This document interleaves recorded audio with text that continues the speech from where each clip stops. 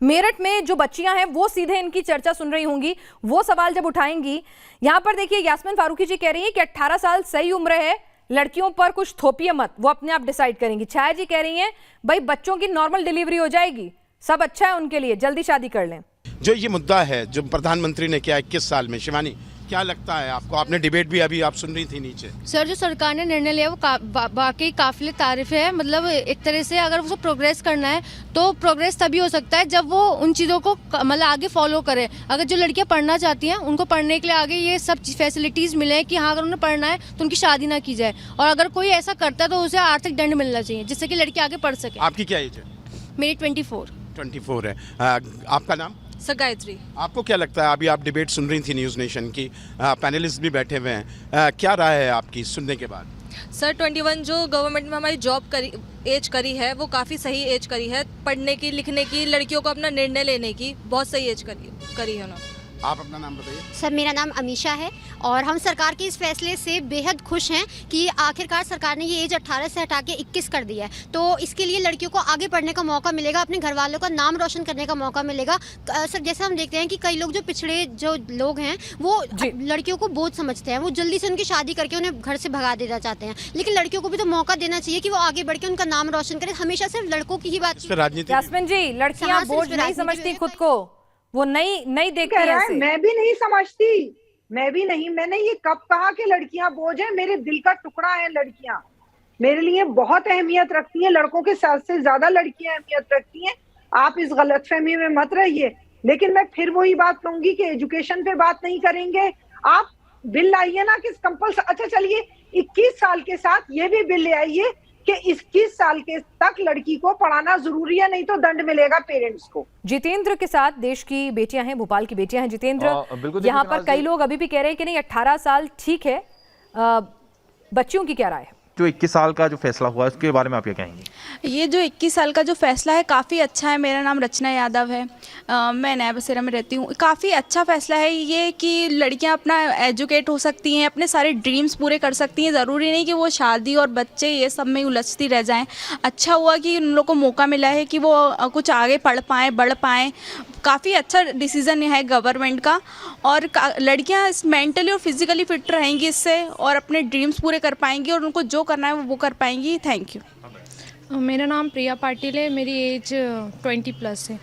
केंद्रीय कैबिनेट ने ये अच्छा फैसला लिया है कि लड़कियों की 18 से 21 साल कर दिए कि वो अपने एजुकेट को थोड़ा पढ़ने लिखने के लिए थोड़ा आगे बढ़ पाएँ और हर चीज़ को समझ पाएँ, सोच पाएँ, शारीरिक मानसिक तौर पे थोड़ा स्ट्रिक हो जाए। और थोड़े घर के भी फैसले, हमारे तो ऐसे नहीं है, बस कोई लड़की है ऐसे स्ट्रिक हर चीज़ पे हो जाती है कि दिमाग में प्रेशर ले लेती है कि हम 18 साल के हमारी शादी करा दी और हम आगे पढ़ लिख नहीं पा रहे हैं, एजुकेट नहीं कर पा रहे हैं। इसलिए ये सरकार ने अच्छा फैसला लिया है कि वो 21। आपका क्या कहना है इस बारे में? मेरा नाम निकिता नामदेव है, मेरी एज 18+ है। मैं कहना चाहती हूँ सरकार कैबिनेट ने बहुत अच्छा फैसला लिया है। शादी की उम्र 18 से 21 साल कर दी गई है। इस तरह से लड़कियाँ पढ़ाई कर सकती हैं, एजुकेट हो सकती हैं और अपने पैरों पे खड़ी हो सकती हैं। जी, मेरा नाम पायल है और मेरी एज 18+ है, और मेरा ये कहना है कि लड़कियां हर तरह से फिट हो सकती हैं और वो जो भी करना चाहें वो कर सकती हैं।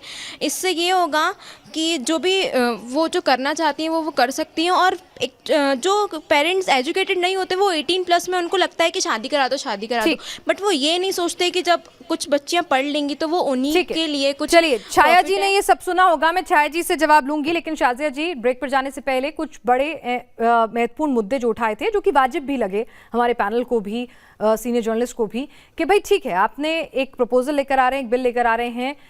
पहला आरोप यह है कि आपने सलाह मशवरा नहीं किया, आपने किसी से राय नहीं ली, और प्लस उसके सक्सेसफुल इम्प्लीमेंटेशन के लिए आपने क्या कदम उठाएंगे कि वो सिर्फ एक कानून बनकर न रह जाए?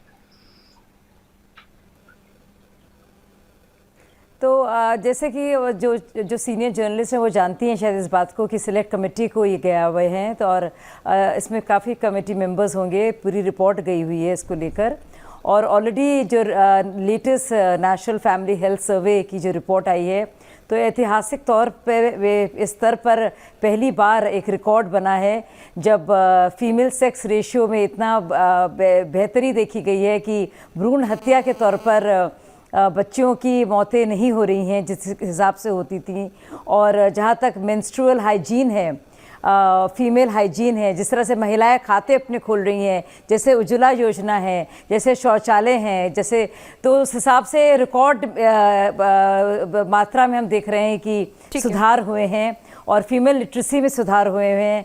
और हमने देखा है हरियाणा में तो ऐसे इतने कई डिस्ट्रिक्ट्स हैं जहाँ पे एडवर्स सेक्स रेशियो था, जो अनुपात होता है, इम्बैलेंस होता है, तो वो कम हुआ है।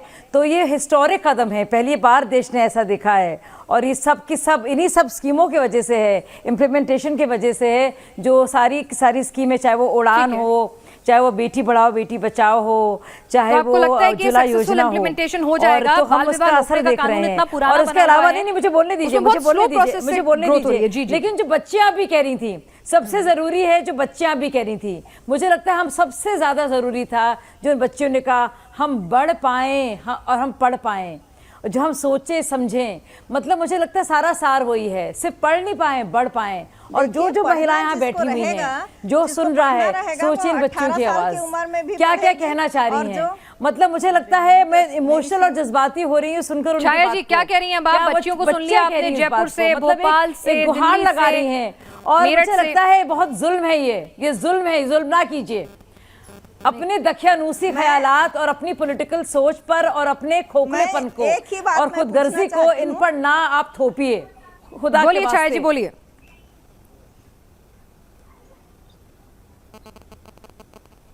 देखिए, मैं एक ही सवाल पूछना चाहती हूँ, क्या 18 साल की उम्र बालिग उम्र आपने तय किया है?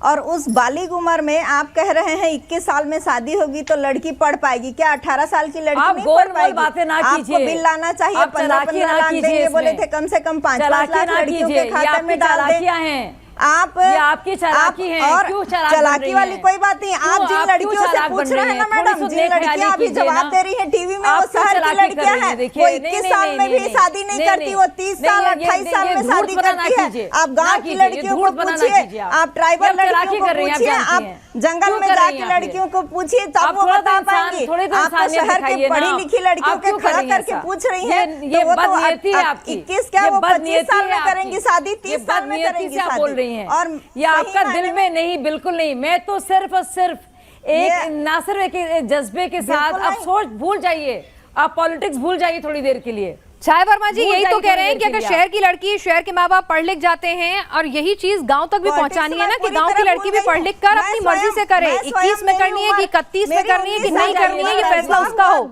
और उसके लिए पढ़ना जरूरी है। उसके बाद नौकरी की, उसके बाद राजनीति में आई, कहीं कोई दिक्कत नहीं हुआ। शादी अलग चीज है और नौकरी करना और भाई आप खुशकिस्मत थी छाया वर्मा जी, ऐसे कई लोग होते हैं जिन्हें शादी करने के लिए नौकरी भी छोड़नी पड़ती है, फिर बच्चा पैदा हो जाता है, उसके बाद छोड़नी पड़ जाती है। चलिए हमारे साथ सईद जरीन भी हैं। सईद जी, आपको आपके सवालों के जवाब मिले, आप कम से कम इस बात पर तो सामने आई कि हाँ ठीक है, एक अच्छा प्रपोजल है। लेकिन शाजिया जी से जो मैंने सवाल पूछा था कि भाई अच्छा कानून है, लेकिन वो कानून सक्सेसफुल हो उसके लिए क्या करेंगे, तो उन्होंने जवाब दिए, तो आप उससे सेटिस्फाइड हैं? वो तो कह रही है बहुत कुछ अच्छा चल रहा है। जो हो रहा है ना, 14 साल 15 साल में विवाह हो रहा है, उसको रोकने के लिए बिल लाइए। अरे मैं तो कोट कर रही हूँ, सब जानते हैं, रिकॉर्ड पर है, पहली बार ऐसा हुआ है। लड़कियों को नौकरी दिलवाइए, उधर काम करिए, ये शादी वादी का। अरे आप चालाकी ना कीजिए, आप क्यों कर रही हैं? आप क्यों पॉलिटिक्स कर रही हैं मैडम? मेरी बहनें जो पैनलिस्ट बैठी हुई हैं, दूर रखिए ना। तो मैं सिर्फ उनसे इतना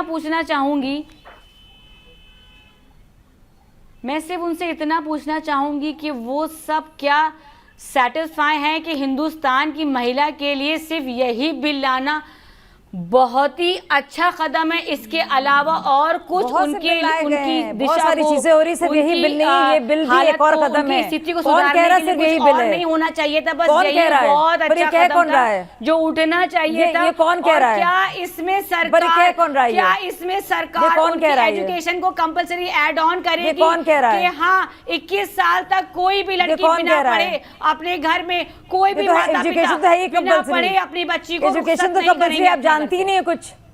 एजुकेशन तो कंपलसरी है ही, आप जानते हैं ड्रॉप आउट रेट कितना ज्यादा है, और उसकी वजूहत क्या है? क्योंकि एक्सेस नहीं है, सामाजिक एटीट्यूड ऐसे हैं।